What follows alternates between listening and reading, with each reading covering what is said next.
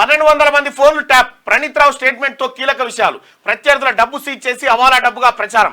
Assembly ఎన్నికల్లో BRS ఓటమితో logger room ధ్వంసం అయిపోయింది. డిసెంబర్ 4న రాత్రి హార్డ్ డిస్కులు సర్వర్లు తొలగింపు. 50 హార్డ్ డిస్కులను ముక్కలు చేసి మూసిలో పడేసినట్టుగా వెల్లడి. ఇగో ప్రణీత్ రావు అంటూ ఇగో కేటీఆర్. ఆ తర్వాత కల్వకుంట్ల దొంగల ముఠా ఉంది కదా, ఈ దొంగల ముఠా ఇప్పుడు ఈ కన్ఫెషన్ స్టేట్మెంట్ లో నిజాలు ఒప్పుకున్నారు. ఏమని? మేము తప్పు చేసినాం, 1200 మంది ఫోన్లు ట్యాప్ చేసిరట. అందులో ఎవడెవడున్నాడో నాదైతే బయటకు వచ్చింది. నేను మొదటి నుంచే మొత్తుకుంటున్నా వీళ్ళు ఫోన్ ట్యాప్ చేస్తున్నారు. 1200 మంది ఫోన్లు ట్యాప్ చేసిరట. ఇది ఎంత పెద్ద నేరం అంటే భారతదేశ భద్రతకి ముప్పు వాటిలే కార్యక్రమం ఇదంతా. అది ఆర్ఎస్ ప్రవీణ్ కుమార్ గారే అన్నారు. భారతదేశ భద్రతకు సంబంధించినటువంటి అంశం. ఈ దేశద్రోహం. ఇది ఒక్క ఫోన్ ట్యాప్ చేస్తేనే పెద్ద నేరం. అటువంటిది 1200 ఫోన్లు ట్యాప్ చేసిరట వీళ్ళు. చూసుకో కథ.